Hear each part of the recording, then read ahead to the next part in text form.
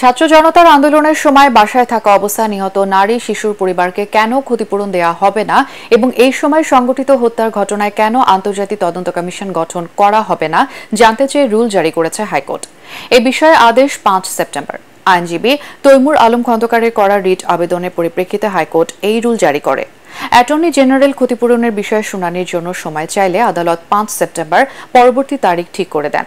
এছাড়া আরেক আইনজীবী তানভীর আহমেদের করা অন্য একটি রিট আবেদনের প্রেক্ষিতে ছাত্র জনতার হত্যার সাথে জড়িত সকলকে বিচারের আওতায় আনতে সরকারকে কেন নির্দেশ দেয়া হবে না জানতে রুল জারি করেছে আদালত।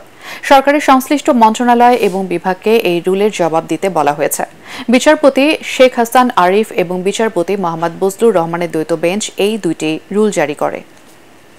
এই 1 জুলাই থেকে 5 আগস্ট পর্যন্ত যেসব হত্যাকাণ্ডগুলো কোর্ট দয়া করে রুল ইস্যু করছে এবং এডিন্ট্রিম যে আমরা আমাদের ছিল ওইটাও রুল ইস্যু হয়েছে যে 1 কোটি টাকা অ্যাটলিস্ট ন্যূনতম হলো আমাদের এডিন্ট্রিম যে অর্ডার যে শুনানি না হওয়া পর্যন্ত 50 লক্ষ টাকা করে প্রতি ভিক্টিমকে দেওয়ার জন্য সেই ব্যাপারে অ্যাটর্নি জেনারেল সাহেব এসে একটা সময় নিছেন।